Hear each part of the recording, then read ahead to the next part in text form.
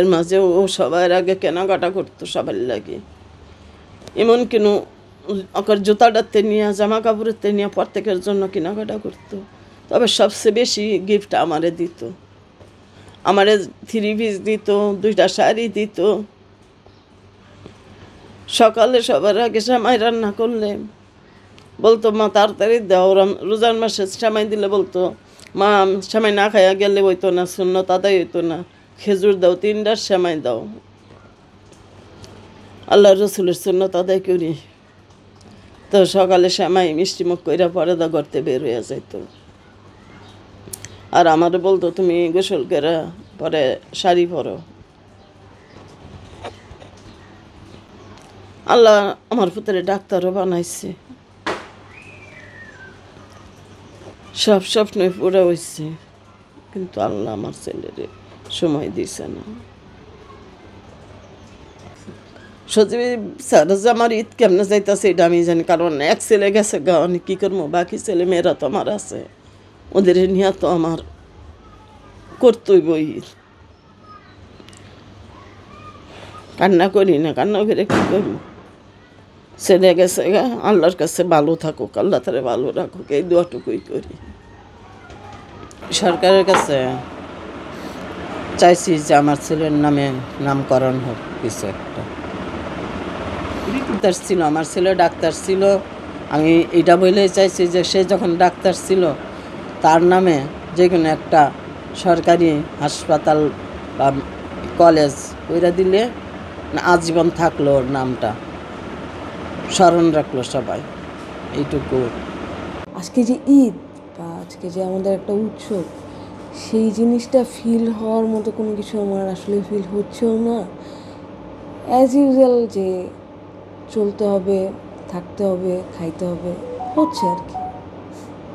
দেখেন, ঈদ ফ্যামিলির প্রত্যেকটা মানুষই, মানে এটা আসলে আনএক্সপেক্টেড ব্যাপার, বা এক্সপ্লেন করার মতো কোনো ওরকম ভাষা হয়তো বা কাজ করে না। যে একটা আমি আমার বড় ভাই, যার সাথে আমি যে বলতে গেলে আমাদেরকে আদর যত্ন করে মানুষ করছে, সেই জায়গাটা থেকে আমি ঈদের মধ্যে ভাই নাই। যেমন ভাই ঈদের মধ্যে সবসময় সব ধরনের অর্গানাইজেশন বলেন, যাই বলেন না কেন, সব কিছুই ভাইয়া করতো। যে আম্মা তুমি আজকে এই সময়গুলো রান্না করবো, আমি খাবো। বা মামিকে, বড় মামি, ছোটো মামিরা বলতো যে মামি আপনারা আমার জন্য এই পিঠা পাঠাবেন, ওর আবার খুব পিঠা টিঠা খুব পছন্দ। তো বাসায় কে কী রান্না করবে, কি খাবে, সবাইকে প্লেটে প্লেটে দিয়ে দেওয়া। তো এই জিনিসগুলো রান্না করবে। যেমন ইফতারের টাইমটা, যেমন প্রথম রোজার সময় আমার বাসায় ইফতার হলে আপনার আমরা সব ভাই বোনই ফার্স্ট রোজাতে, মানে যেখানেই থাকি না কেন বা যত ধরনের ঝামেলাই থাকতো না কেন, আমরা একসাথে ইফতার করতাম। এটা ফার্স্ট এবং লাস্ট ইফতারটা, এটা মানে ছোটোবেলা থেকেই দেখছি যে আমরা যেখানে থাকি না কেন সবাই একসাথে ইফতার করার চেষ্টা করতাম। তো এইবার রোজাটাতে আমি বাসায় আসছি, আমি ইফতারের 1 ঘন্টা আগে বাসায় আসছি, হাইসে 1 গ্লাস পানি মুখে দিয়ে আমি আমার ঢাকা চলে গেছি। সবাই সেম জিনিসটা হয়েছে যে নেওয়া যায় না আসলে কিছু জিনিস, যে এই মানুষটা নাই, এই মানুষটার সাথে আমি বাসায় এসে থাকে না ভাই বোনের মধ্যে একটা খুনসুটি, ঝগড়াঝাটি, মারামারি, তো কোনো কিছুই আসলে নাই। দেখেন, যখন আমরা সবাই রাস্তায় যাই, বা আমি বলেন বা আমরা সবাই বলেন, তখন আমরা আসলে কি চাই বা কি হবে সেটা চিন্তা করে কেউই যায় না। আমরা শুধু এটুকু জানতাম যে আমরা যাব, সামনে কী হবে আমরা জানি না, আমরা কেউ বাসায় ফিরে আসবো কি আসবো না সেটাও আমরা কেউ জানতাম না।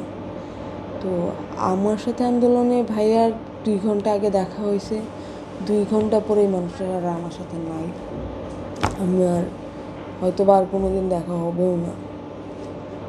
তো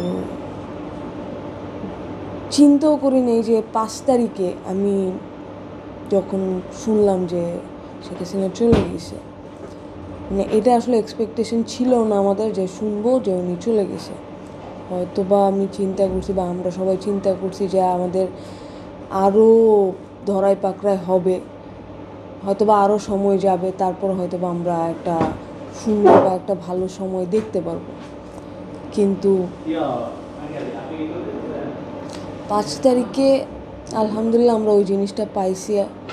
আমরা যেই 16-17 বছর একটা স্বৈরাচার ছিল, যেই একটা শাসন ব্যবস্থা ছিল, সেইটা থেকে আমরা মুক্ত হয়ে আমরা ভালো আর সুষ্ঠু একটা শাসন ব্যবস্থার মধ্যে যাওয়ার চেষ্টা করতেছি।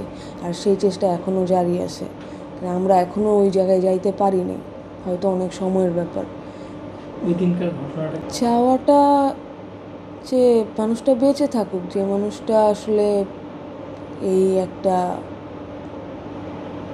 সংগ্রাম হয়তো লম্বা সময় না, ছোট সময়েরই, কিন্তু এই জিনিসটা যারা দেখছে বা নিজ চোখে যারা জিনিসগুলো ফেস করছে, শুধু তারাই জানে ওই জায়গাতে কী ছিল।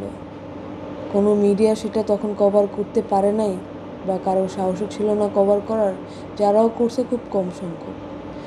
সত্যটা যেটা আসছে সেটা সম্পূর্ণ নিয়ে আপনার ফেসবুকের মাধ্যমে আসছে, তাও ততটা আসার সুযোগ ছিল না, কারণ অনলাইন ফেসবুক বন্ধ করে দিছে, ডাটা বন্ধ করেছে, সব কিছুই বন্ধ করে দিছে।